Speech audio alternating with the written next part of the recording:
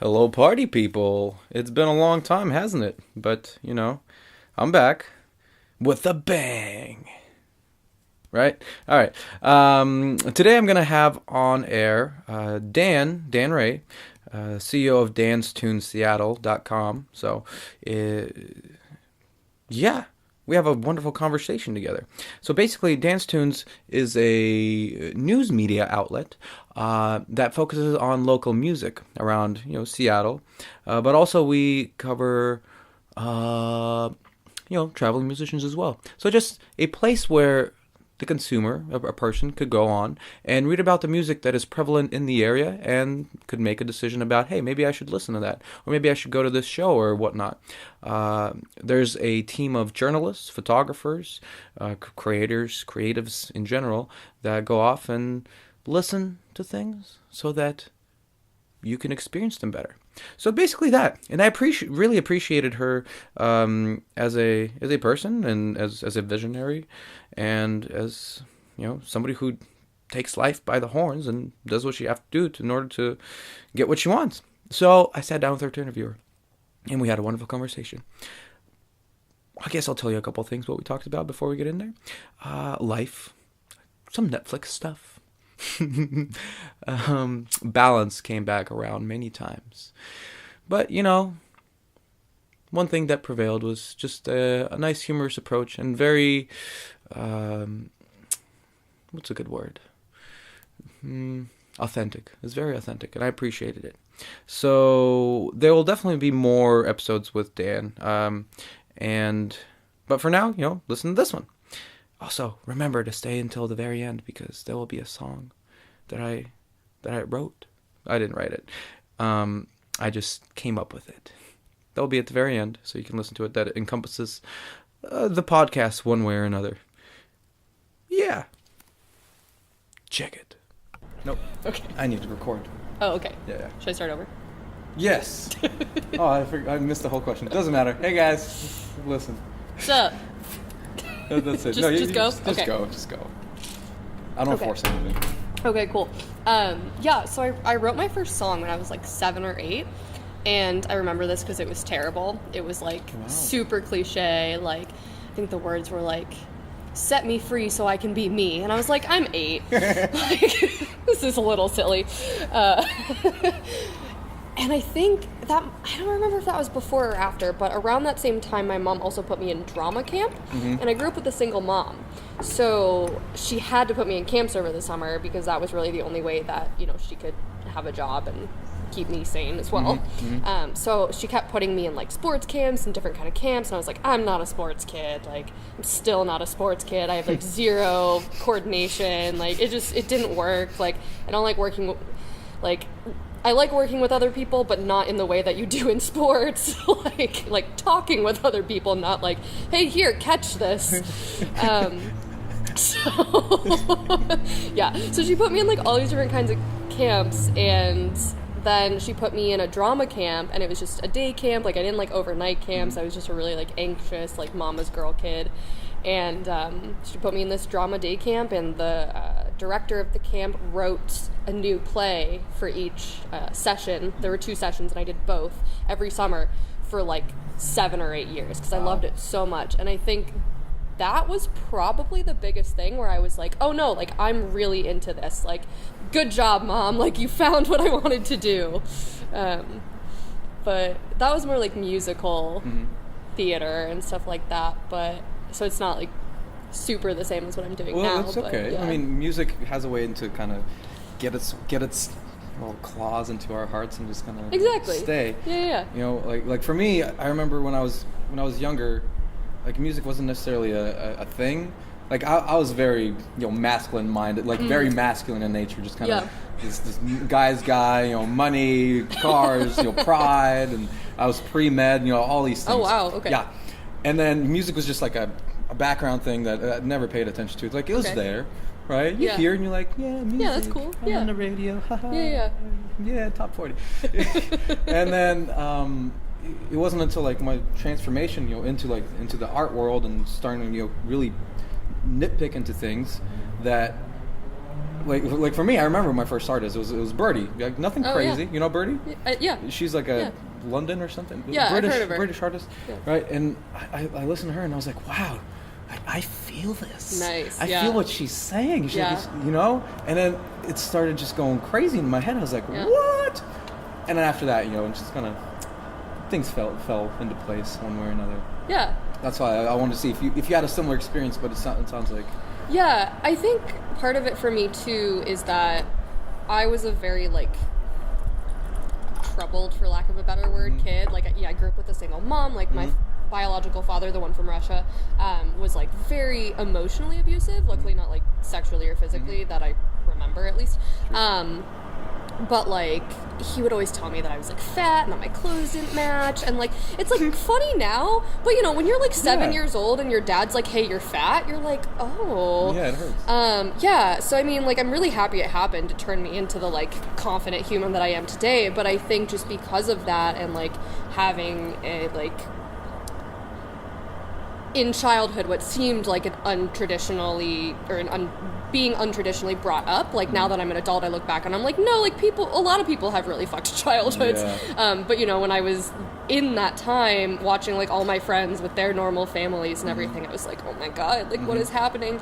And I think music was a way for me to just express that, because I was always like, I mean, I don't know if you get this as like a fellow Russian, but my father, his name's Gary, or Garik in Russian, he was always like, no, like, you don't show your feelings, and you don't cry, and like, like, you be strong, and you face the tundra. And I was like, oh, like, I'm not allowed to show my feelings, and it was always hard for me to express that, even though I like obviously needed to, and like now as an adult, I really love talking and expressing my feelings and communicating and like understand how other people think and communicate as well. But yeah, I think music was a way for me to be like, hey, I can't say this, but like maybe I can sing it to you. I get that 100%. And no, we share that very much so. I think maybe it is the Russian community that's like, emotion is weakness. Right. Yeah. So much so. It's, even with the parents now, it's like, I can't, and even they can't either. Like, just even say I love you. Right. Like it just doesn't even come out. In right. English, it's easier now because it's like new tongue, new everything. Yeah. But it's like in Russian, it's just like it doesn't even form in your mouth because it's so ingrained into the culture. Yeah. And like just now recently, not even say recently, but the last maybe year or so, I started introducing hugs into the family, and wow, nice. It was so awkward at first. Like, God, like with my dad and my brother, just like you go and hug them, they're just like give you this side crooked thing, and I was like, like I've been like this with my friends for so long, like you show intimacy. It's like, hey, I love you. Right. know, and then your family is like the last ones. It's like, I don't know. It's so weird. It's so weird. Yeah, honestly, I'm not gonna lie. Like, I blocked out a lot of my childhood, so I don't have that many memories, but like, it was weird because my mom's very much like that. Like, she's a true bred like American, like just tons of like Eastern European influences. Like, you don't even know where she's from anymore. She's like very melting pot American. And so she's very like loving and into the snuggles and all of that. But yeah, my father never was, and it was such a contrast because they got divorced when I was not even 2 yet. So like my whole life I had known 2 separate households. So it was very like it was different and like colder over at my father's house, I guess. I hear you. Wow. That's very interesting. Similar thing in my end. It's like, we came over here with my dad, my brother, my mom, and how old were you? 11. Okay. Let's still go 10 11. Let's go with that. Okay. Right time. And then we got here, and just things didn't work out. Like, my dad was just really he didn't want to be here. Yeah. So he was so much of a pain in my mom's butt that she's like, you gotta get out. So he went back to Russia, and then she raised me and my brother alone for a few years. Oh wow, okay. And then found an American gentleman to kind of be with. And, nice. just kind of things went up. But at the same time, I never had that connection with anybody, and also, had this like angst inside, and people picking on me, and I'm just like, what's happening? Why am I so weird? And and then puberty happens, and you're just like, ah! See, that's my thing. It's like, is it puberty? Like, we're happy until, with kids, even when things are shitty, you're kind of, I got my toys, and then, is it puberty that just makes us flip? I've been watching Big Mouth recently. Have you heard of that or seen that? It's a Netflix original. I would highly recommend it. It's all about puberty, and it has an amazing cast. It's like Nick Kroll is the like lead guy behind it, and then John Mulaney, Maya Rudolph. I'm probably forgetting, like, whatever. The cast is amazing. And it's all about puberty, and it's just, like, it's so awkward, but in, like, the most honest way. It's amazing, and, like, especially as a woman, I'm only a couple episodes in, but the most recent episode I watched, there's, like, 3 male main characters and then 1 female. And the first couple episodes were more about the boys, and then for the girl episode, there's a character called the Hormone Monster and the Hormone Monstress. That one's Maya Rudolph. And Jordan Peele plays a ghost of Duke Ellington, which is great. So like the Hormone Monstress is like, the puberty voice in all their heads, and she comes in and she's like, yeah, Jesse, like, it's time for you to look at your vagina. Like, you've never seen it. And like hands her a mirror, and Jesse just like puts it down there, and then Kristen Wiig is the voice of her vagina, and it just starts like talking to her and being like, hey girl, and it's like, but it also does a really amazing job at like, they do a whole actual like anatomy lesson in it. She's like, yeah, like here's your clitoris, and here's your urethra, and here's like, the labia major and the labia minor, and like all of these things. And I was like, this does such a good job at like, even like as a woman, understanding like what I went through, because I think just like the different hardwiring between men and women, like you always hear in culture how it's so much harder for women and like so much more intricate. And we have like, actually I think on another comedy special, I think it was the Ari Shaffir special, if you do you know who he is? He said, he was like, women have 40% more hormones than men. And I was like, 40%? That's insane. Like, couple more, sure. But like 40%? Like, that's crazy. So yeah, it did a really good job of being like, oh, like, that's why women are crazy during puberty. And like, I will fully, like, I was insane during puberty. Like, I mean, everyone is, but and I thought it did a really good job of kind of like bringing that to light and explaining that. But yeah, I've been thinking about puberty a lot more since I've been watching that, and I really think that's what it is. Like, I think, as a child you're so happy, and then you go through puberty and you're just like, what am I? Like, what is this body? And it just like, obviously, like, chemical reactions happen, and it changes. Changes your mindset. I feel like maybe our goal is to go back to that initial mind state, Right. Cause inner child. The inner child whole aspect, I even have some of the kids, it's like, Mr. Psyche, you're so weird. You're sitting there coloring your pants. Most adults wouldn't do that. I was like, most adults are dead inside. That's true. I feel that. Yeah. But it's definitely been something in my mind as well. I was like, there's got to be something to it. I'm definitely going to watch this, especially the way you explain it. I'm definitely going to watch it. Yeah, it's really, I think I'm only 4, maybe 5 episodes in, but I think there's only 1 season out right now, so I'm probably like halfway or so through. Okay, so no need to binge. Just take one here. Yeah, well, savor it. Actually, in the show, they like build binge watching in. Like the Hormone Monster will be like, hey, you're gonna watch another one, right? Like, I know you're binge watching this, so like this reference that we just said from the episode before, like you totally understand it. It's really well done. Wow. It's really well done. I love Netflix. I don't watch it too often, being so creative. Right. I don't watch enough, but it's like it's one of those things that there's so much beauty, and it's still artwork. That's the thing. It's like, I love consuming art. I love going see paintings, music, blah blah blah blah blah. Yeah. And then you get this artwork on the TV, and you're like, somebody took a lot of time and a lot of forethought to put that together for whatever reason, an image and idea that they want to portray. Right. And I'm sitting here and I was like, no, I can't watch TV. No. Yeah. I felt bad about watching TV because of screen time is bad and like all that stuff, but then I started thinking about it in that way. I was like, this is art, and like of course there's like Keeping Up with the Kardashians, and you're like, okay, maybe that's not as art as I'm not gonna say it's not art, because it definitely is a form of art, but it's maybe not as art as other Poop things. sculpting is also probably art, not something I'm into. Right, exactly. But then again, I don't know. I've never seen poop sculpting. Yeah, there you go. Cool. That sounds interesting. I would watch it. Yeah. It's kind of poop, right? Yeah. I'm sure we'd come up with a worse example. Yeah. That's fair. But I don't know, you watch things like Big Mouth or like Westworld or like Game of Thrones or stuff like that, and you're like, no, like this makes me think. So yes, I'm sitting in front of a screen and like I'm still gonna read before I go to bed so I don't like not sleep, but I don't feel bad about it anymore. I'm like, no, I'm gonna sit here for a couple hours and watch TV. Good. And like I'm gonna learn. Enjoy yourself. Yeah. I'm slowly getting there. I'm slowly like balance is something that I've been mastering more and more. So Yes, just aren't like we the all? Yeah, right. Like a couple of years ago, I was like, balance. What is this? I know, right? I knew I couldn't get it, but now just kind of things are starting to line up a little bit better. I was very extreme. I like going to extremes. I think that's how we do it. Right? Very extreme on that health aspect. Still kind of am. Yeah. Watch what I put myself. Yeah. Same with kind of the media that I consume as well. Right. But like this summer came and I don't know. I was like, I just gotta do me. Yeah. Just started eating stuff. And just like I was vegan for about a year. I was like, give me some pizza. Screw it. I'll eat some meat.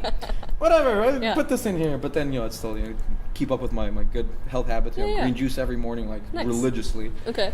But like 3 days ago, I ate like 6 slices of pizza. Nice. I was like, keep them coming. Yeah, I played an open mic at like KXP or something. Oh, nice. And then it was free pizza. I was like, dope. I'll take it. Yeah. Here's a donation for you for pizza. I'm gonna eat some. That's really funny that you say that, actually, because so I've been allergic to dairy my whole life, but I didn't find out until I was 18 because I just started having like really bad stomach issues, and I was like, it has to be dairy or gluten, and like I'm not ready to give up bread, so hopefully it's dairy. Because like when you grow up with issues, like you don't know that they're not normal. But then my senior year of college, I had like a bunch of like traumatic events that triggered a bunch of other allergies, but I didn't find that out until like a year after. So for that whole year, I was just like, eating like I regularly do, and I gained a lot of weight, and I felt awful, and like literally like 30 to 40 pounds, and I felt terrible, but I was like, I'm eating well, like I was eating like I had gone gluten-free at that time actually too, because I was like, maybe it's the gluten. So I was eating like a gluten-free bread, like turkey sandwich for lunch every day, and like tons of fruit and vegetables, and like exercising, and I was like, why am I not losing weight? Like this is insane. And my partner has scleroderma, which is an autoimmune disorder. So he went on an autoimmune reset diet, like, I don't know, however long ago, before I met him. And he, like, found out all of these things that he was allergic to, and including gluten. And he lost 50 pounds within, like, a month when he cut out gluten. So I did not the exact, not as intense as him, but I cut out a bunch of stuff, and then I found out I'm also allergic to gluten, rice, which was why my gluten-free bread was not working out for me, oats and nuts. I really miss peanut butter, but it's fine. I love nuts so much. I know, and I used to work in a microbrewery too, so when I started getting allergic to gluten, I was like, oh my god, I can't drink this beer, and I'm so upset. I miss beer a lot. But I lost like the 30 to 40 pounds in like 6 weeks. And I was like, this is not fat, because there's no way I would lose that in that amount of time. It was just inflammation and bloating, and like now I eat French fries every day and I feel great. Oh, cool. There it is. And like, you just have to like listen to your body, and but just like, and being mindful of yourself. Like, it's so interesting because, the media or whatever, like, puts out all these ideas. Like, oh, if you eat this, this, and this, like, you'll be good. But, like, no, everybody's different. Exactly. You gotta figure out what works for you. And that's what it is. Yeah, everybody is different. Even the doctors and the media, and I love my mom to death. She's, like, studying, like, health to, like, I mean, to a really good point. Like, I appreciate her, but she's just so anal about it. She's like, yep, you can't do this and this. And I was like, Mom, thank you. I followed you there, and I'm glad that you took me. But now I'm on my own way, and I'm just gonna do this because it feels good. Right. And I'm not trying to like fast every day now. I used to fast like every other day. Oh wow. Like okay. I went to like a 5-6 day fast. Just like straight water. And it was great. And it was good. And for me, it was more of like the mental strength. Can you sit there and just like forego this addiction that we have, which Right, it is, but it's an addiction that we kind of need in a way. Right. Which I don't want to get into, like, living off of like the sun and breatharianism, which I have my things about that. I'd like to experiment one day, but not yet. Not yet. I've heard interesting things. Yeah, it's I don't want to throw it out the window because I don't know, I haven't tried it. Right. Yeah. But now I'm just like, you know what? I've done that. I know that I can be strong with it, mentally strong, and just like forego it. But I'm gonna entertain myself too. I'm gonna eat a pizza. Yeah, for sure. Yeah. So it's been really interesting, and it's been really liberating. Just enjoyment. Like for us, it's easy to set like long-term goals. And it's like, this is where I want to be, or this is what I want to do. And for me, I don't know, like food and TV, it was like, you can't do this. I can't do this. This does not fit into the plan. I don't want to eat. I don't want to watch TV. Don't want to talk to anybody. I'm just going to do this. And then it gets tiring, of course. Yeah. You need some instant some gratification. Time. Exactly. Instant gratification. Like, and that's like what the TV does for me, because I'm so like I have two full-time jobs basically, like one that pays me and one that doesn't, but still. So like it's so nice because now I've like trained my body to know that like when I turn the TV on, like the day is over. Because a lot of the time, I'll have to do work at home, and like it's hard to sometimes like separate your mind from that. So the TV is a nice way of being like, okay, TV's on, you're done with work, like you can relax, it's okay. That's really good. I might do that when I get home, because there's a show, it was a Spanish show, because I have to make it a learning experience regardless of what I do. It was a Spanish show, and nice little subtitles. It's like, it was called Ministry of Time. And, okay. they're in Spain, and they there's this ministry, and there's just doors that lead into history, and they just go in there, and it's like, oh, somebody tried to mess with time. Let's get in there and fix it. Very simple idea. And I just loved it. And then just came to a point, I was like, I can't watch TV anymore, so I stopped it. And it's been coming back to me the last few days. Nice. Like, I should really watch that show. Yeah. So I might I'm going to do that. Do it. You've inspired me to great. sit my butt down on the couch, turn on Netflix, and watch a TV show. Sometimes you need that, I just think, like we were talking about, like I think the idea of balance in our society is so... unbalanced. Yes, for lack of a better word, unbalanced. Like it's misjudged, I guess. Like you gotta have time to sit down and relax, and you gotta work hard and whatever, but you gotta have time. Your brain needs breaks. That's why I have a lot of feelings about the educational system, as I'm sure you do too, as a substitute teacher. But I just I don't like the way it's structured. Like, 3 hours and then like a 20-minute break at recess. Like that doesn't make sense. Like they've done studies that say, like an hour on, 20 minutes off is like the most, or something like that. I don't remember the exact numbers, but something like that is like the best way to learn. Like scientifically, looking at your brain chemicals, whatever. I'm not a scientist. It's okay. But and I'm like, okay, so why is our school system structured so that these kids literally sit for 3 to 4 hours at a time, have like a 20-minute lunch break that is nowhere near long enough. Like I know when I was in middle school and high school, I bought lunch every day because neither my mom nor I are culinary, so like she was a single mom, so she was like, I don't really have time to make your lunch, and I'm not really good at it. And I was like, I don't want to make my lunch either, so she was like, all right, fine, like you can buy lunch.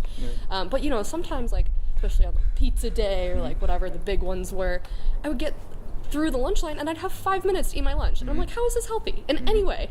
Like this is awful. And it's just, I have so many thoughts. I could talk about the educational system forever. Like I was actually, so today I was teaching math, right? I was telling you, and I wasn't necessarily teaching math. They were learning math, like IXL, on the computer, and I was just babysitting, right? Right. So they were talking, blah blah blah. So today was a really good day for me to just kind of go off on just life topics, right? And they're like, you look like Jesus. I was like, since you said the word Jesus, let's talk about just like love and blah blah blah blah blah, whatever. But one of the topics was, they're sitting there, like, why do we got to do this? I was like, well, or why do we take tests? I was like, well, if you can sit there and you can think of a better method to motivate the kids to actually sit there and study, because right now they need that, you have to know this for the test mentality to actually sit down and do some homework. Because in my head, we all have technology now. Like the government, they're already giving us the Chromebooks. They give us computers. We have professors all over the world that are the greatest, right? Yeah. Record them. Here's a lecture. You don't have to be in a stupid room. Sit at your home. Yeah. You can be naked, whatever, right? watch this. Do some practice, and then you'll learn. And if you move faster than others, well, everything's there. And if you don't want to learn about math right now, look at that. Psychology, math, chemistry, whatever. Yeah. Right? Everything's at your fingertips. But the problem is, how many of those kids are actually going to do it? Right? With the freedom of, okay, I got this computer, and I have the internet, and I have video games.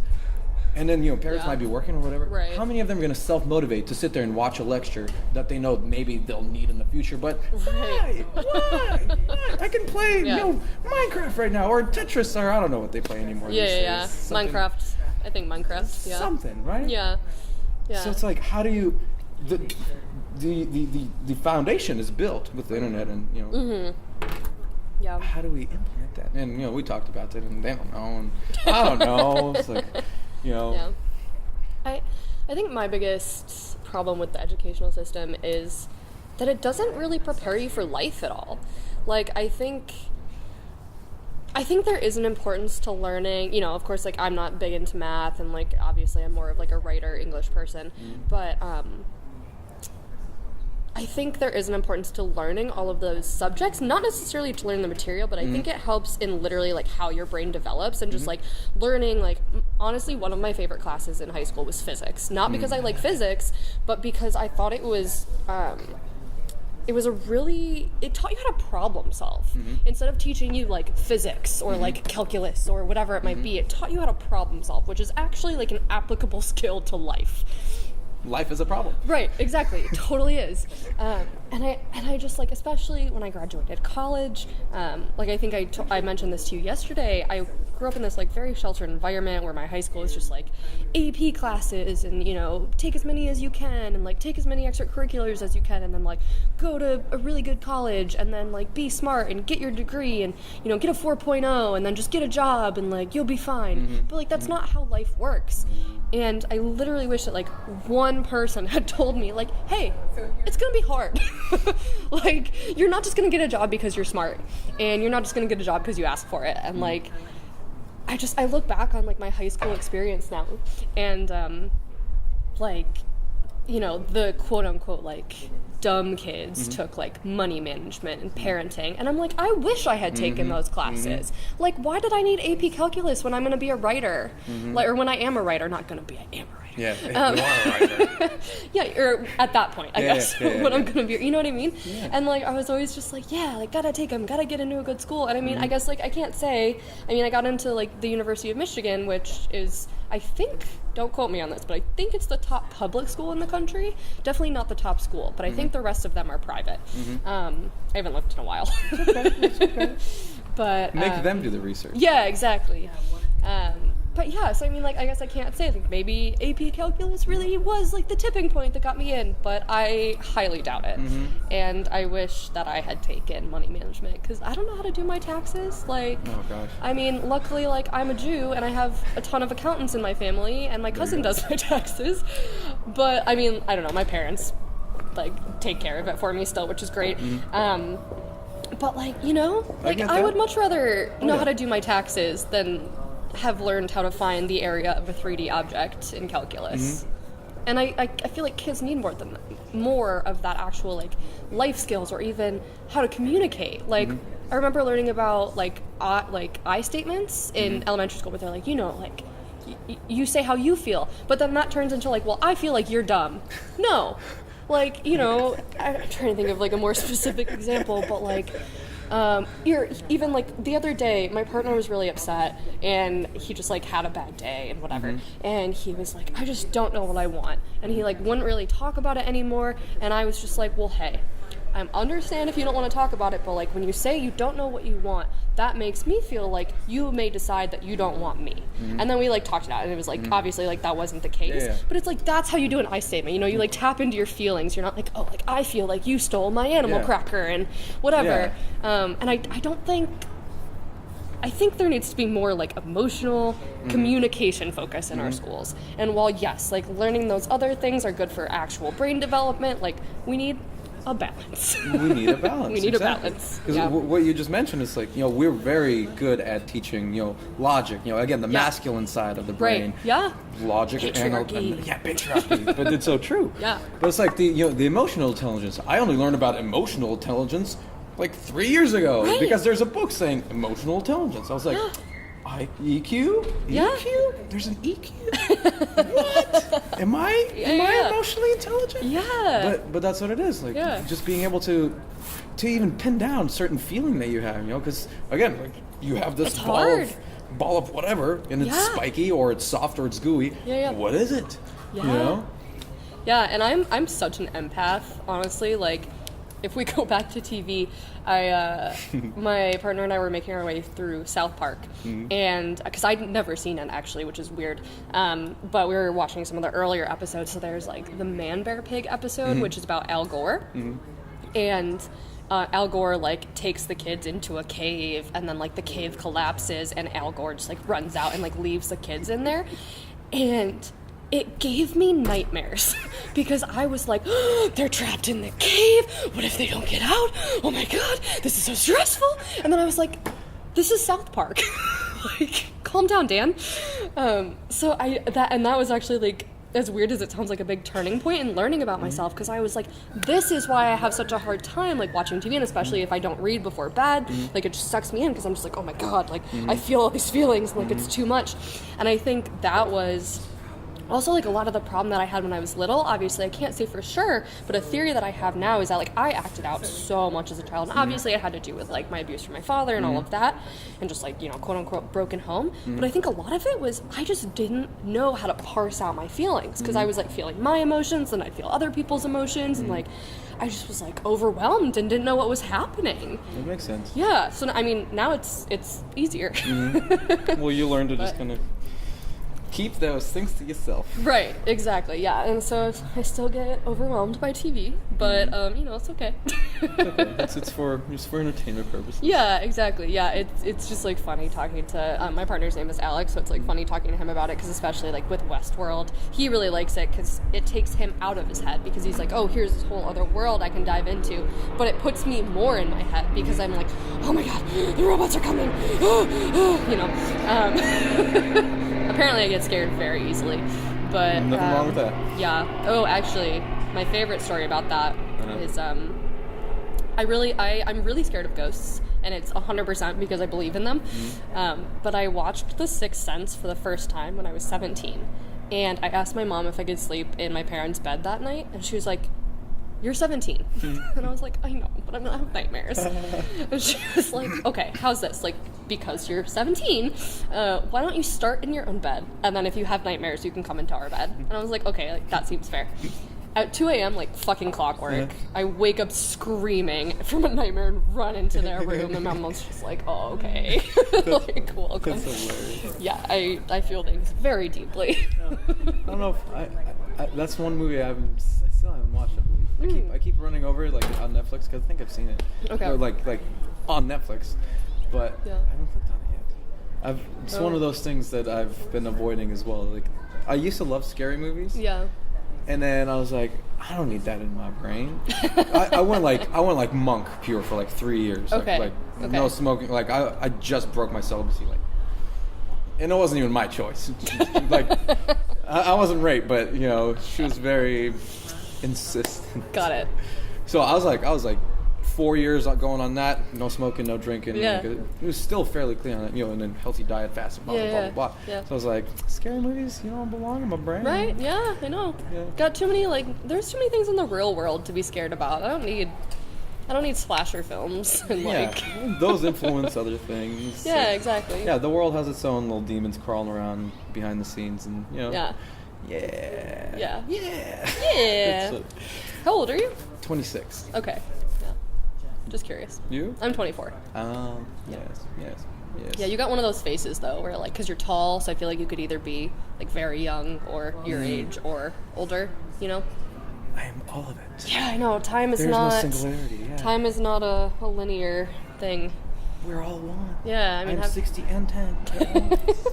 The beard says I'm old, but my heart says I'm young. Puberty, says the beard, yeah. Puberty, yes. Dude, I must have just hit puberty because this is like brand new. I swear, I could not grow a beard. This is so, like, this summer I also just stopped shaving. Before this, I mean, still, it's like not filling in places. Yeah. I was like, who cares? I'm just going to let it grow. Yeah. Just eventually just be, I wanted to just, one of those Viking beards. Oh, yeah, nice. Or maybe that's not. Braid it? Yes, I want to braid it. Yeah. Well, I need to find a lady. She'll braid my beard. Maybe I'll braid my beard. She'll braid my beard? hair. Yeah, there you go. I can't braid my hair. Or maybe I can. It's not that hard. I just want her to braid it. That's valid. Wherever she is. Yeah. She'll come out. She can't hide forever. Yeah, there you go. Yeah. So, let me ask you about some of the music stuff. Yeah. This is great. I love you so much. So it's like so musically speaking. Yeah. Or the blog. Yeah. Or the newspaper website. The website. Yeah. It started as a blog, but I've really tried to get away from that because I guess I feel like a blog is just kind of like more personal, whereas like now I have, a whole staff and like it's objective. It's objective journalism, not like here's my feelings. Which there's nothing wrong with that. It's just not what I'm doing. Yes. Doing some professional stuff. Yes, exactly. Professional. Yeah. So how did I know you started a blog first. How did you come about to just like, okay, I'm doing this? Like, what made you take that leap? Yeah. Honestly, it was my annoyance at the corporate world. I think I mentioned this yesterday, I moved to Seattle in about 2 years ago for a job that I had to quit after 2 months because I was being harassed, which was like a great hello to the adult world. Welcome. I was down in Kent though, so like it really just wasn't worth it. And I wasn't like super crazy about the job anyway. It was an email marketing job and I took it because I was like in this stage where I was really like letting society get to me, I think, because I was like 6 months out of college and I was like, oh my god, it was quarter life crisis, like what am I going to do with my life? And yeah, exactly. And it's such a real thing. Like people make fun of it, but it's so real. And obviously I haven't had my middle-aged crisis yet, but maybe in like 25 years we can talk again. I'll let you know which one's worse. Yep. But we'll share stories. Yeah. But I was just like, I was in this space where I was like really letting society get me down, and I got this job and then I had to quit it, and I was like, oh god, like what is this? And I was just working these temporary desk jobs that were terrible and sucking my soul. So that's why the blog started, because I was like, I need an outlet, and also like I haven't written in forever, and like that's what I love. And because I used to write songs, like I mentioned. I wrote my first song when I was 8, and really up until I graduated from college, I wanted to be a famous musician. Like I would tell people I wanted to be Katy Perry, and then like really annoying people would be like, oh no, you should be yourself, and I'd be like, it's really like not what I meant. Like because before I could never find the right way to say it, like because I didn't want to say like pop star, because that just sounds cheesy, and then I'd be like, oh, I want to be on the radio, and then people would be like, oh, like a DJ, and I'd be like, no. Like a singer, and they'd be like, what? So I just started telling people I wanted to be Katy Perry. But then when I graduated college, it just kind of hit me that I still sing and like I love it, but it wasn't what I wanted to do. That I was much more passionate about the actual writing aspect and the journalism. So I like had been writing songs, and I kind of stopped, and then I was just in this place where I wasn't writing at all. So I started the blog, and then I spent a year and a half applying to other, corporate jobs to make a buck. And every single one of them. And I not to sound narcissistic, but like obviously I'm a writer, and I think my cover letters were well written, and they got me into a lot of interviews, even if I didn't necessarily have all the qualifications. But I think because of that, I went on like dozens of interviews, and all of them were like, you are super enthusiastic and we like you a lot, but we're just gonna go with someone with more experience. And I was like, okay, cool, so like what do I do? And after like a year and a half that, I was just like, this is not worth it. Like actually I think what it was is I hit the realization that I wasn't getting these jobs because I didn't want them. Like I wanted them because I wanted to be able to pay my rent, but I didn't want them. I get that. And I was like, I just feel like even people who are super sucked into corporate society, like somewhere deep down there, there's still that human part of them that can sense that I'm like 98% or like I want this job like 98% on the surface, but there's that like 2% of me deep inside that's no. And the universe is very good at weeding that out too. Just exactly. Like, no. Yeah, right. No. Exactly. We know what you want. Yeah. We'll give it to you. No, thanks. You have to work for it. Yeah, exactly. And so I just hit the point where I was like, fuck this. Like, I don't want to do it anymore. Like, why have I been doing this even for a year? Like, I don't want these jobs. And I definitely don't want a nanny for the rest of my life, but I'm happy doing it now. Like, it's paying the bills. And I really do like hanging out with kids. Like, even when I worked at that corporate job, I started nannying on the weekends or just babysitting on the weekends because I was like, I miss kids, because I was nannying in Michigan before I moved here. And then I was like, God, all these adults are so depressing. And like, I was like, I need some kids. So I was like, you know what? Like, why not? Like, I'm 24. I got 2 more years on my parents' insurance. Because I think a lot of it too was like, I need to be an adult, like provide for myself and have insurance and all of these things. So I was like, like, it's now or never. Like, let's just do it. So I hired a web designer, and actually my parents paid for it, which was really nice of them. I did give them like a full business proposal, though. It wasn't like I was just like, hey, can I have some money? I was like, hey guys, like, here's why I think this is important, and here's my plan, and here's what it's gonna do. And they were like, it sounds like you have really thought this out, and like, yeah, we'd like to help. Because it was like $1,500. I was like, that's a full month's rent. Right. Yeah, I mean, I had like a college kid do it, so it was cheaper to have him do it than to hire an actual like company to do it. But still, $1,500 is a good chunk of change. Oh yeah. So I did the whole site revamp, and then I just started slowly recruiting people and being like, hey, want to come help? And I was actually honestly like really surprised at how many people were like, yeah, I want to do this volunteer position. I was like, really? Like, you want to help me? Because I guess I had just been so, like, again, in the corporate world where it's like dog eat dog, like every man for himself. And I think I always wanted to get more into the artistic world, but I guess I just like wasn't being true to myself, because I was doing like the music thing, and I was like, like, I'm not as good as these other people. But now looking back on it, like, I mean, that's true, but like, I mean, I can't, I don't have the skill set to compose music. I like will do lyrics and melodies, but not the actual music part. Whatever. And I was always trying to get into these artistic communities in places that I didn't really have the knowledge for, and I think now with journalism, I'm like, no, like, I know this, and like, I am qualified to do this, and I feel good about it, and like, I like music. And even when I was going on those interviews, people would ask me like, oh, what's your dream job, and like, why will this job help you get there? And I was like, honestly, I'd love to be a writer at like Rolling Stone or Pitchfork. And then I just kind of thought about it. I was like, let's just make that. Yep. Yeah, like, let's just do it. Yeah. And I mean, it's like, it's already really gaining speed and like almost more work than I can handle already, which is great. I love it. I know that I complain about it all the time, or not complain. Complain is the wrong word. I vent about it all the time because I'm constantly stressed. But I know that like this is the hard part, where I have to really just put my nose to the grindstone and crank it out and make it happen. And then in another couple years or however long it is, I can look back on it and be like, I did that. Like, I made it happen, and it was super hard, but now I'm like making a living off this website, and I'm paying all my staff members, and like, we have a great journalism website, and it'll all be worth it. And you're reaching all the people. And yeah, exactly. Yeah. It's beautiful. Naps is definitely something you should incorporate into your day. I've never been able to nap. Ooh. I've never been able to. I think it's just I'm less anxious now than I used to be. I've been working on it a lot, and actually, my therapist recently told me that my mom, when I was little, she was a bad enforcer.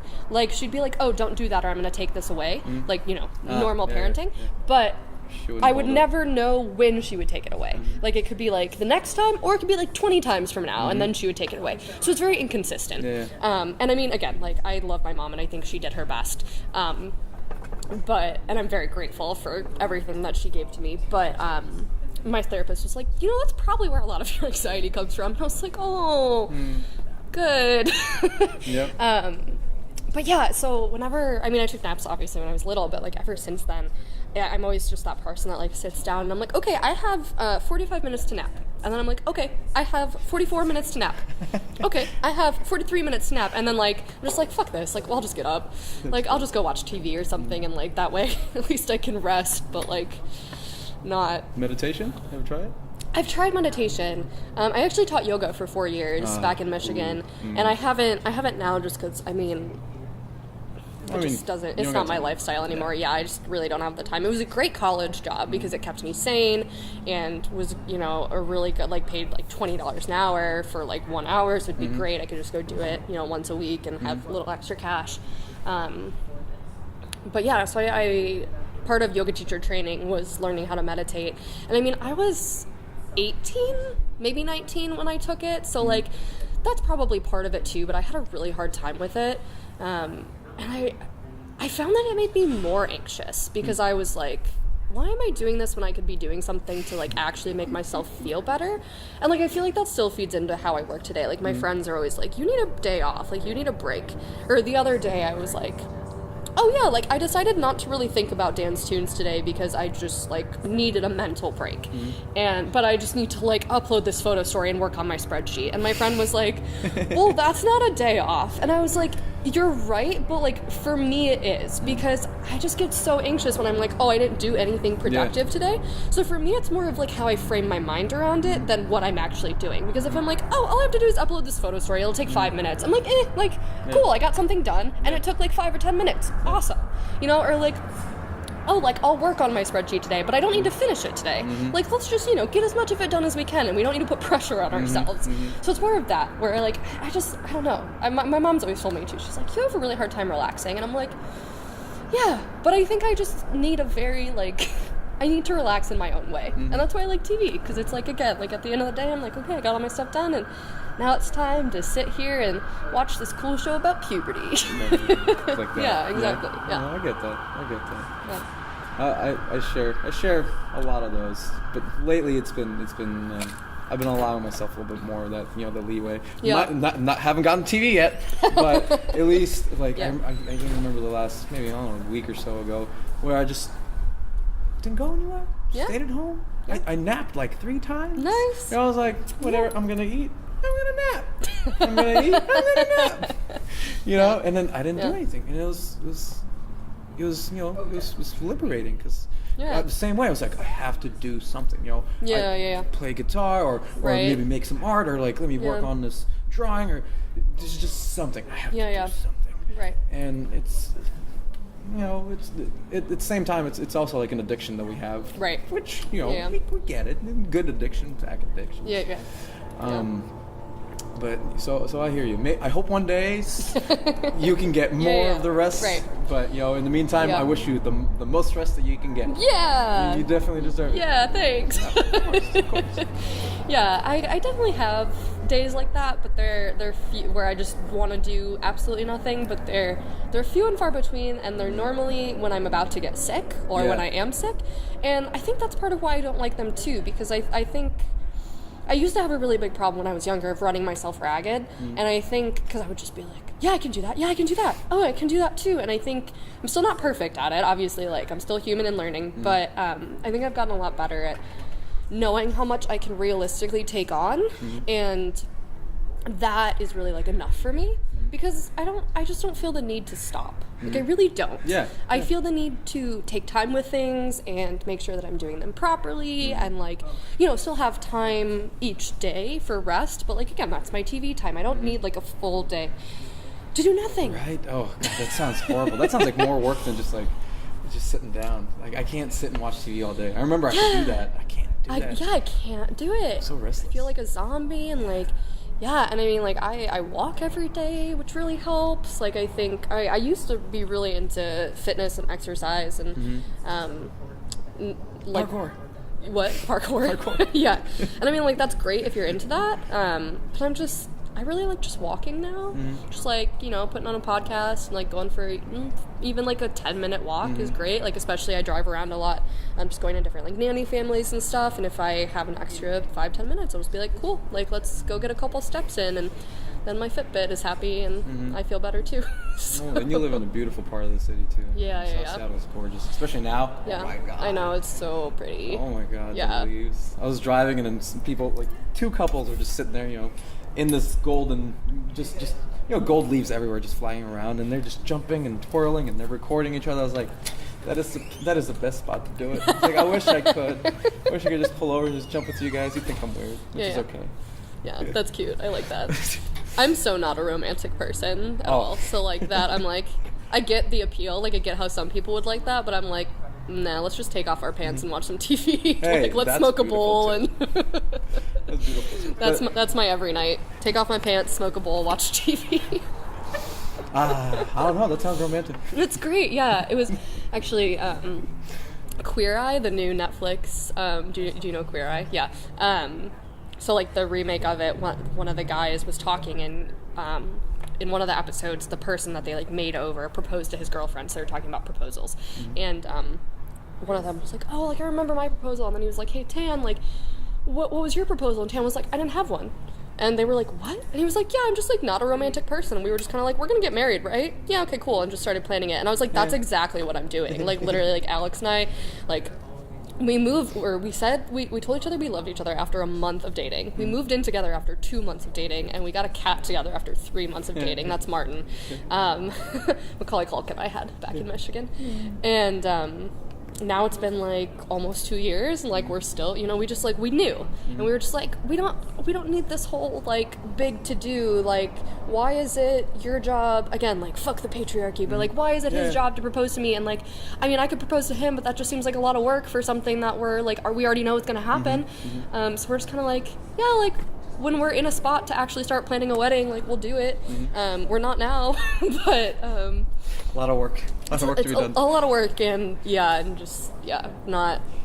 don't have time to stress about anything else. But yeah, I'm not a build a life first, then kind of right, exactly. do all the bedazzled things. Exactly, yeah. Which is like, it's honestly gotten me thinking a lot more about like the marriage tradition, because people are like, oh my god, like he asked me to marry him, and that means that he wants to be with me forever. And I'm like, well, like why were you dating for X amount of years beforehand if like you didn't already have that commitment? Like that doesn't make sense. Again, it's just all like built on this like archaic tradition of like selling the daughter and exactly. Like I mean it's interesting. Like I've especially in my like early 20s, I've gotten more into where things come from and like why these traditions exist and how interesting that is, and even just like biological stuff, like men with beards are scientifically more attractive than men without beards. Yeah, there you go. I don't know. Yes, indeed. I concur. Yes, monocle. Yes. Maybe not with the monocle. I don't know.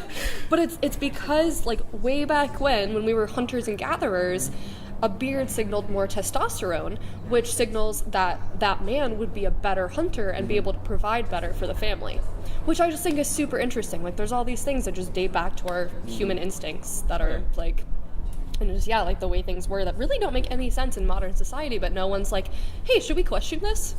Like, no, it's just the way it is. Question things? Are you kidding me? That's how it's always been. Yeah. Don't like, question things. Yeah. Just do what we tell you and everything will be fine. Right. We need more flappers. They were like, nah, like we're going to wear mini skirts because it's fun. And people are just like, oh, all right, cool. Like, that's funny. I love flappers. Oh, man. I had something so good. Oh, sorry. No, it's okay, because you took me down this whole bearded thing. And I have a lot of thoughts, always. Thoughts are great. Yeah. Thoughts are awesome. Yeah, Alex is always like, does your brain just like work that fast? And I'm like, marriage, that's right.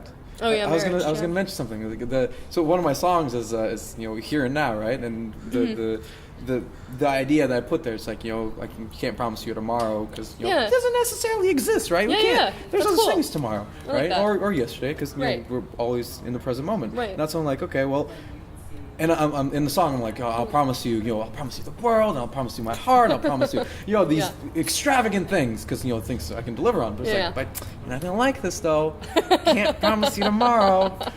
And some people are like, man, you got commitment issues. I was like, commitment issues? No, no, I'm just reality, man. Yeah. It's like, you know, with like, you understand, it's not like, you don't plan a tomorrow with Alex. Well, maybe you do. You're like, tomorrow we're gonna go do this. Right. But it's like, you're just living in a perpetual moment with them. And it's like, if you ever get to a point where it's like, it doesn't work, it just doesn't work. Right. Yeah. You know, but hopefully it doesn't come. But if it does, it's it's there for a reason. Yeah.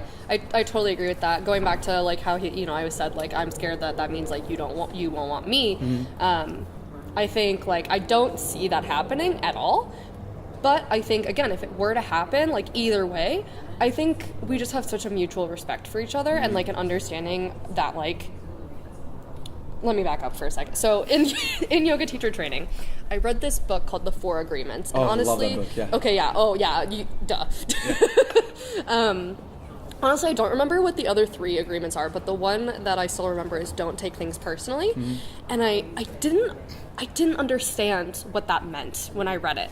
And I understand what it means now.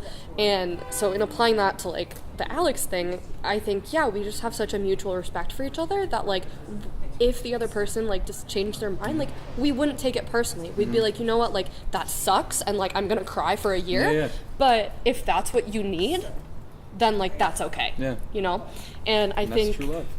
Right, exactly. And I think there's such a that's not that prominent in society. And I think, again, that goes back to, like, just this idea of, like, oh, like, marry the daughter of my rich son, or, I don't know, whatever, you know what I mean? Yeah.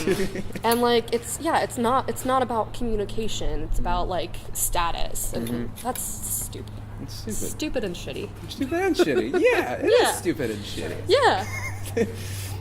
Yeah, so I don't know. Society's weird.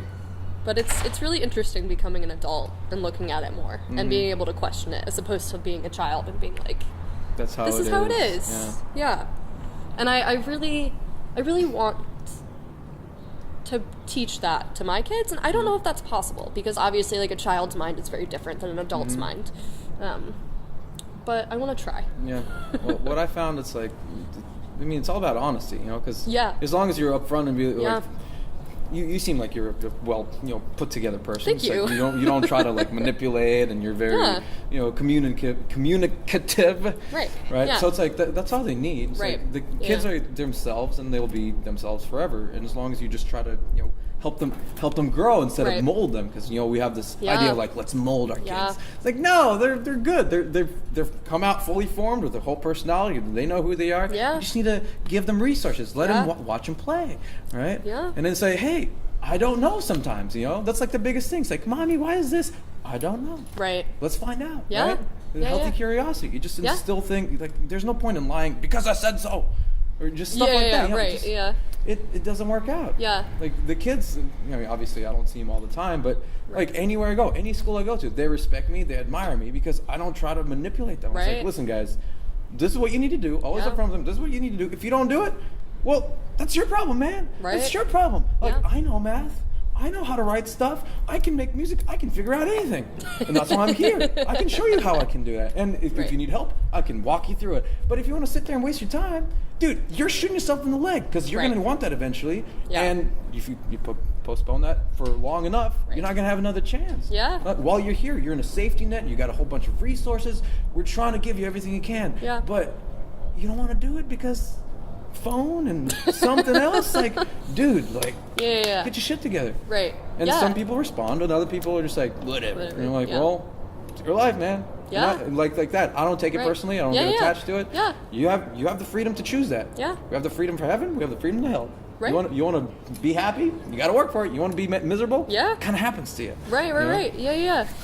And I think, like, as a nanny, a lot of people or parents will ask me, like, I mean, I don't want to say advice, but for lack of a better word, advice. And I'll just say, like, honestly, like, if you treat your kid like a human, you'll be fine. Like, the problem is that adults don't think of kids as humans, and they are. Like, like you're saying, they have their own thoughts, they have their own feelings, and they're not capable of fully expressing them yet, but they still have them, and they know exactly what's going on. Like, there's a 17-month-old that I sit for, and I'll be like, hey, do you want to sit on the floor? And I'll put your shoes on, and he'll just sit right down. And he can't, like, sometimes he'll be like, yeah, and sometimes he just doesn't respond. Or, like, hey, can you come into this room because like I need to be in this room right now and I can't watch you if you're in that room, and he'll come right over. You know, like kids, they understand. Yeah. They just, even at that young of an age, they just can't express it, and they need help learning about the world, right? And like you were saying, I think it's about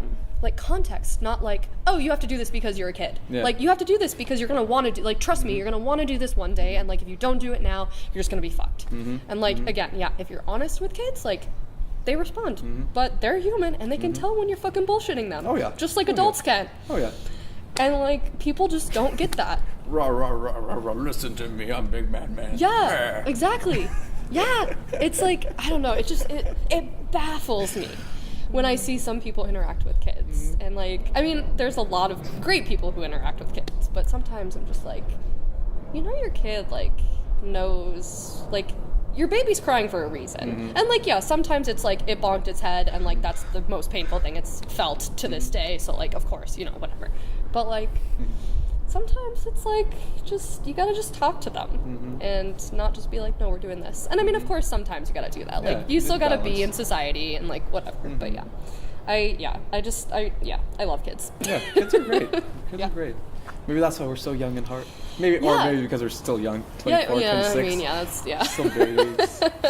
But no, I think that's a big part of it. I mean, I definitely know people like our age who are not like that, or just, you know, fed into the corporate thing and are just chugging away. And I mean, if that's what you want to do, like, that's totally fine. But I think there's also a lot of people who don't want to do it, like how I did, and just do it because society tells them to.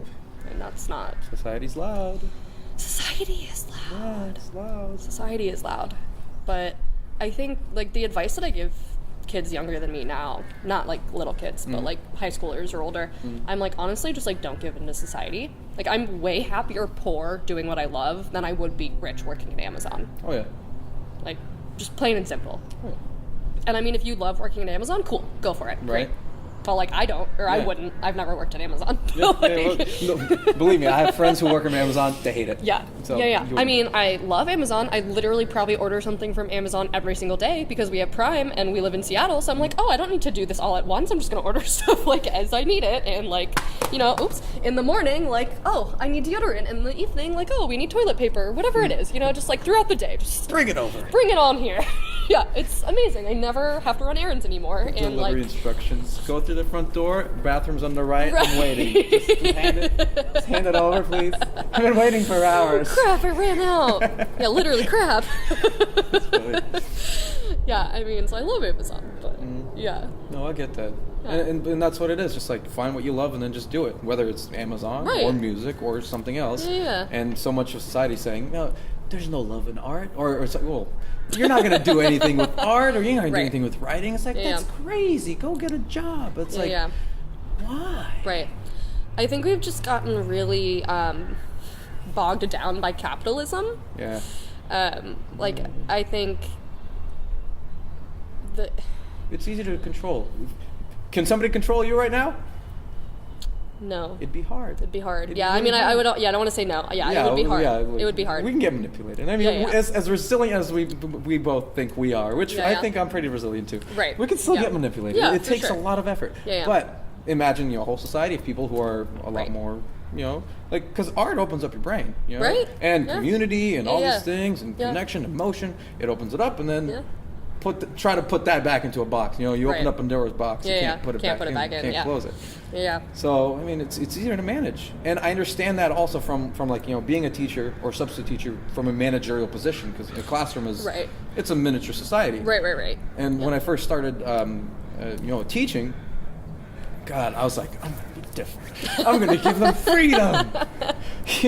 And this was like fifth grade, and I'm going to give them freedom. And I had like 6 special need kids, and none of the kids want to do anything. I mean, they're just like running around yelling, giving me headaches, and I'm just like, oh, what do I do?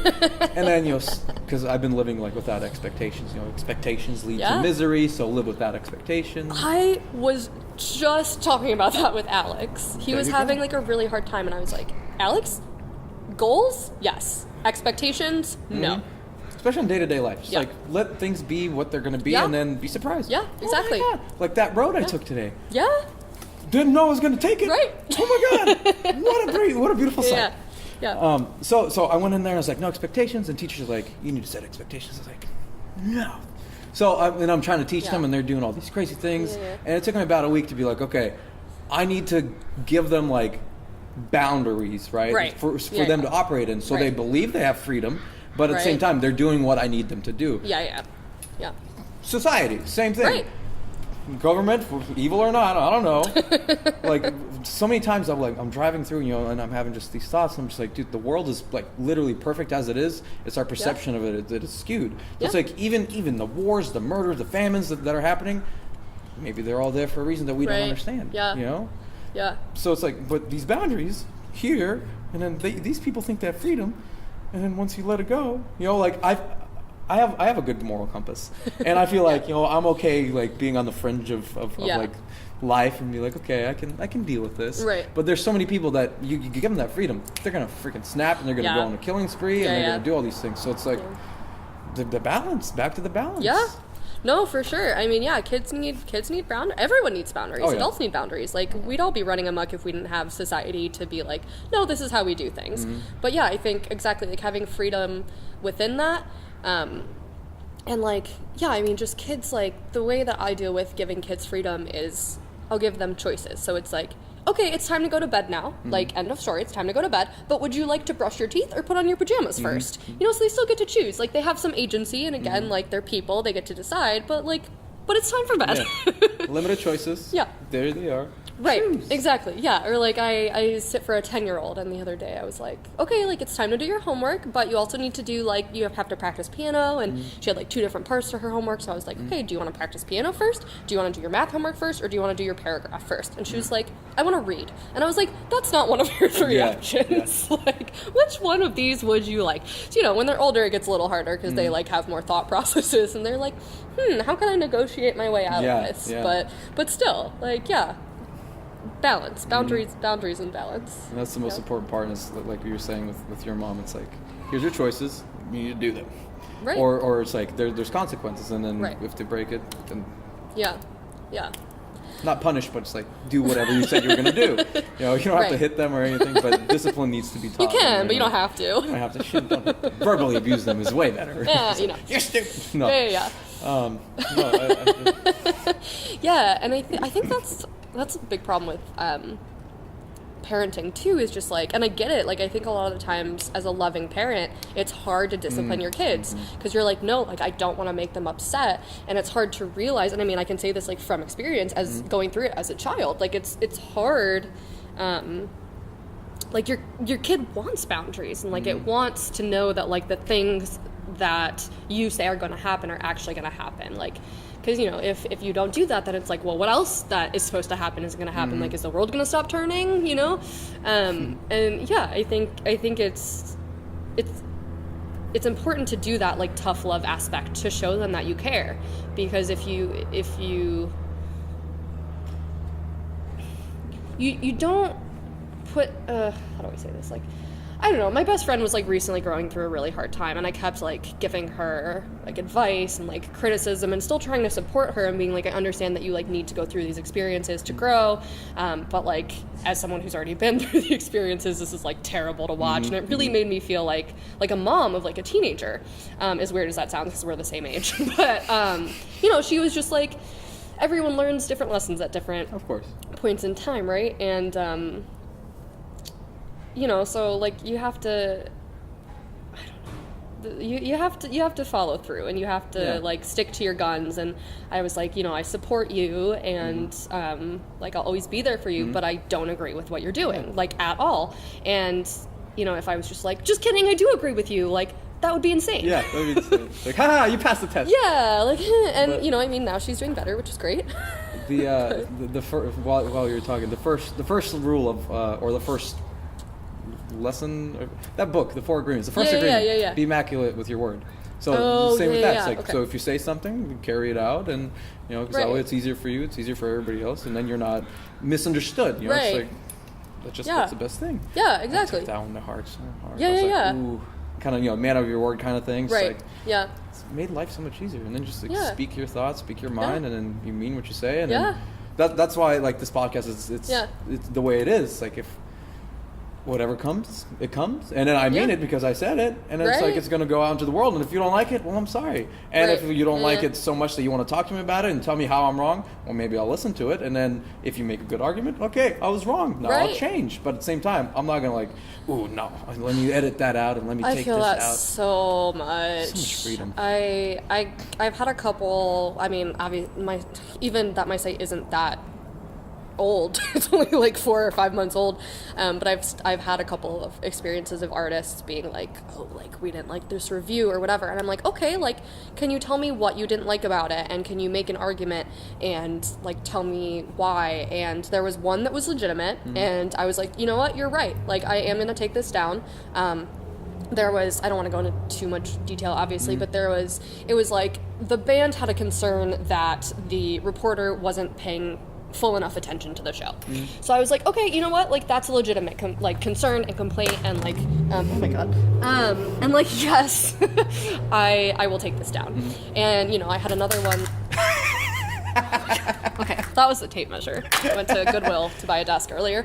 And I had another one where this artist sent me an email and expressed concerns about like specific things that I had said in a review, and I emailed them back and I was like, hey, like, here's why I said all of these things, but obviously, like, I understand you're upset and like your viewpoint is valid, so like, you know, respond and like let me know what you think.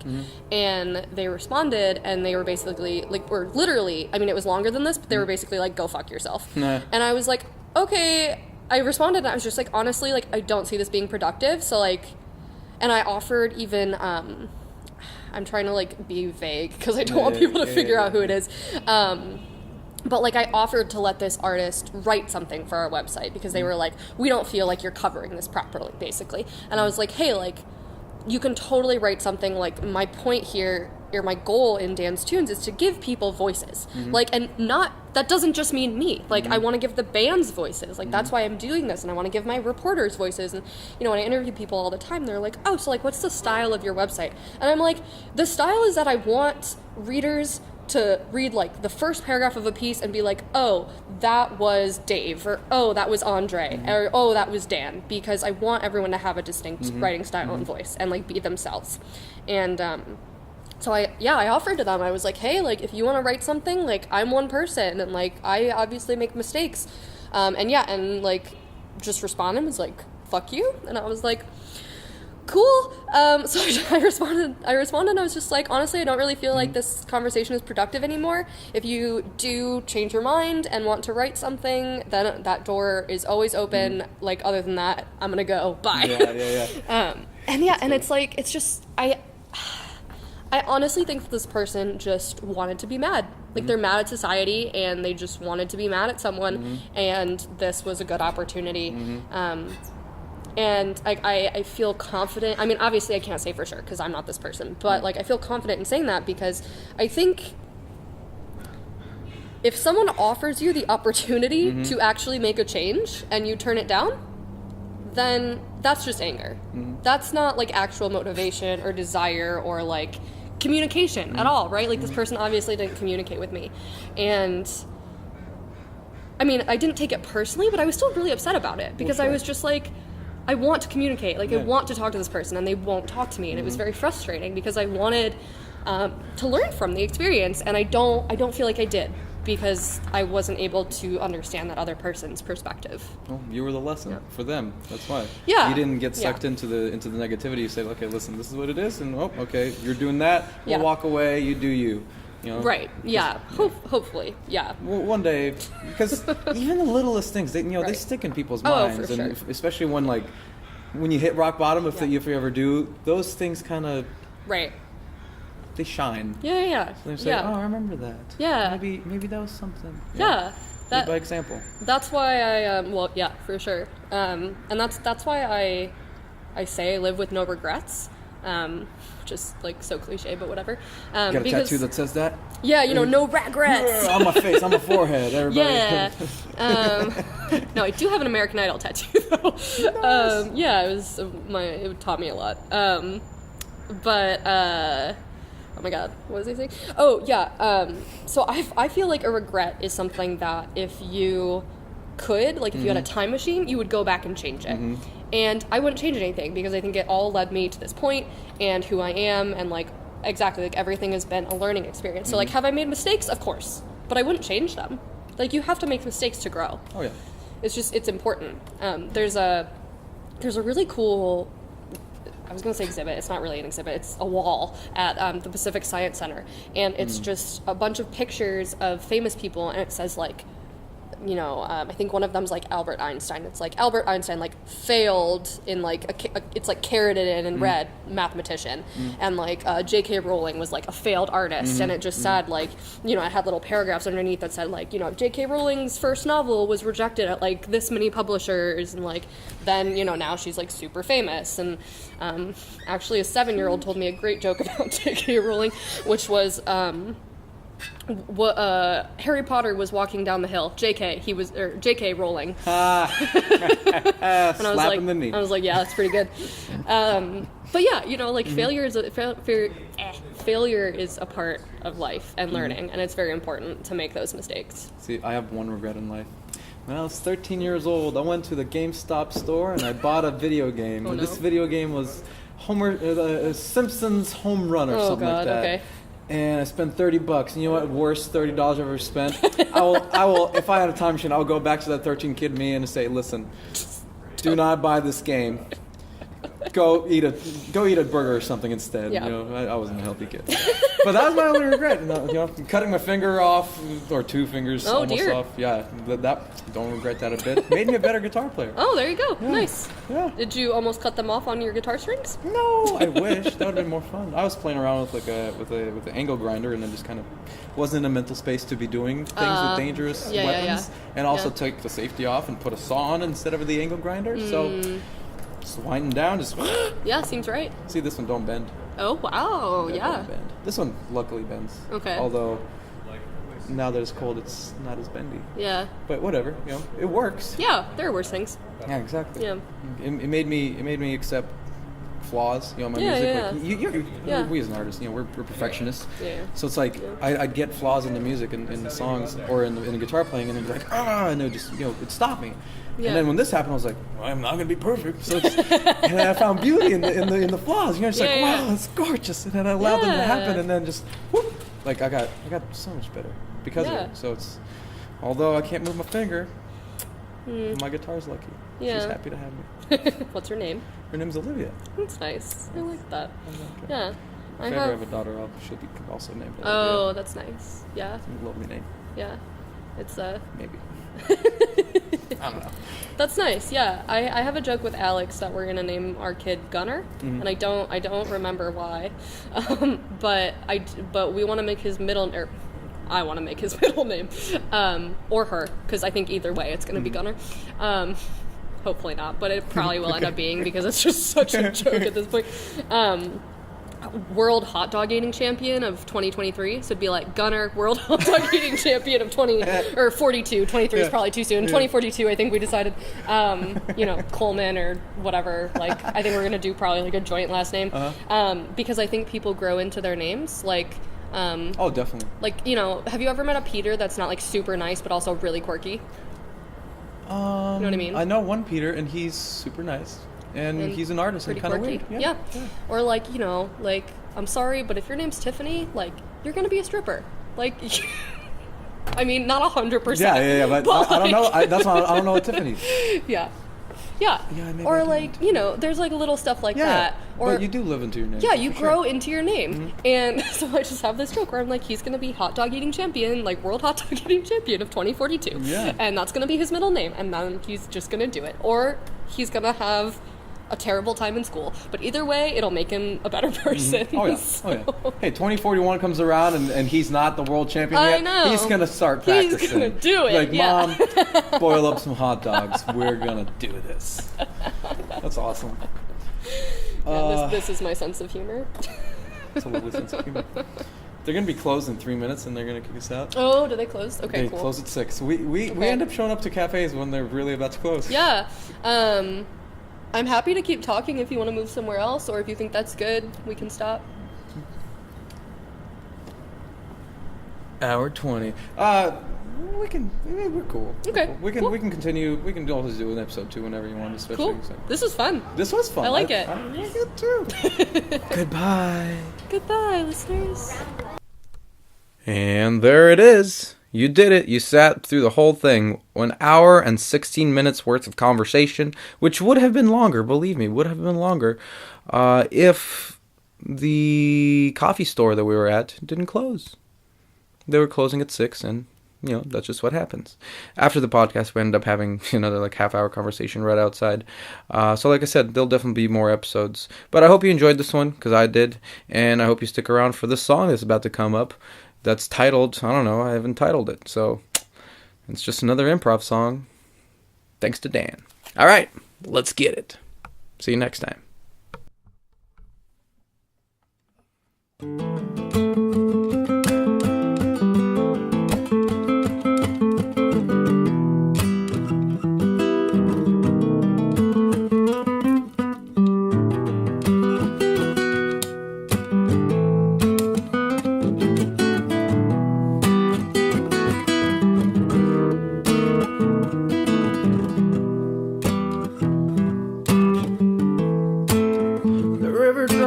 So try. I don't remember that night when you said to me goodbye. All I said to you was till next time.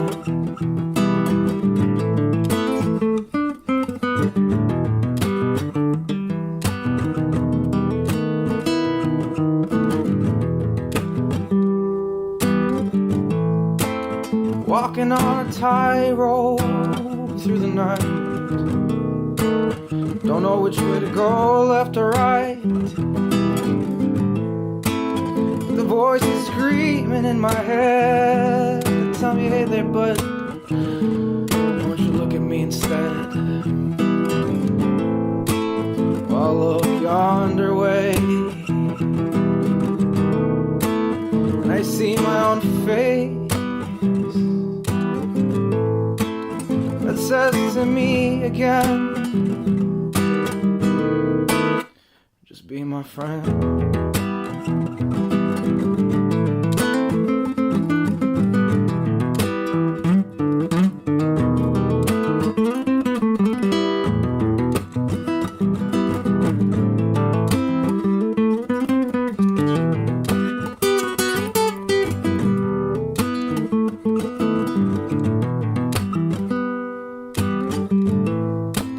So many things that we can change. It all started with myself. How do we go on and pay attention to the words that we wrote on the walls?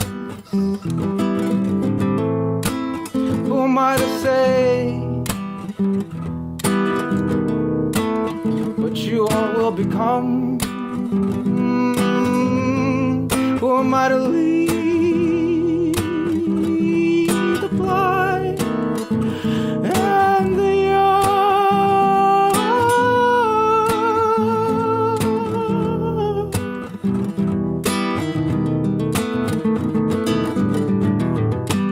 The blind and the young.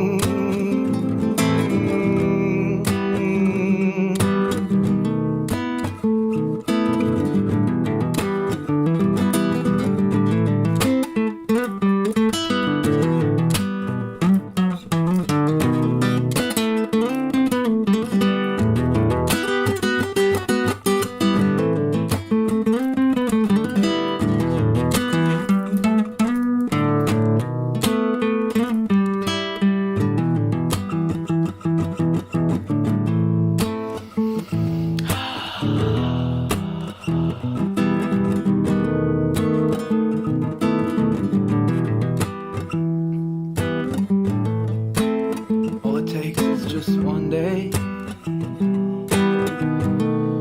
to sit and see each other. All it takes is just one face to realign one another. it takes just one heart to bring us back. Just one eye, just one finger, just one little poke on the back.